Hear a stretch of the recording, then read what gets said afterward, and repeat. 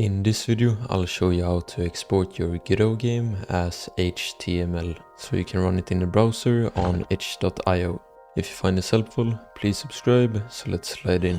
You want to start by setting a main scene for your game, so start by going to Project, Project Settings, and Run. In here you can select a main scene, in my case it's intro.tscn, then hit close. I would also recommend setting the project to compatibility in the top right to see what it will look like inside of the browser. Some features are not supported in the browser, so your game may look a little bit different. Next you can go to Project, Export, hit Add, and then you want to select Web. You will get an error, so click on the Manage Export Templates. You can also open it up by going to the editor and Manage Export Templates. Then you want to download from the best available mirror and select download and install. Let it download, it will take a while.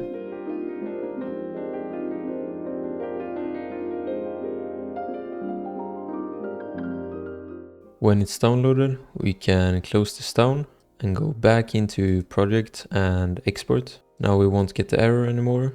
And then we can hit export project and we can export it to a folder in our game if we want to. So we can right click and we can name this either game or export, doesn't matter. And then one important thing if you're exporting to itch.io is that you name your file index.html and you can uncheck export with debug, then you can hit save. It will export and it was really quick in my case. And then we can hit close and then you can go into the res and open in file manager.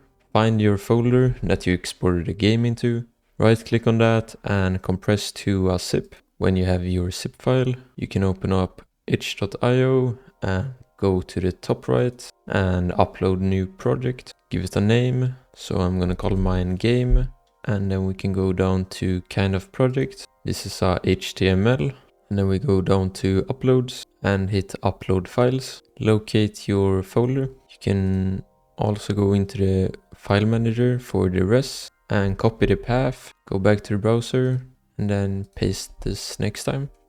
Find the zipped folder, mine is here, and hit open.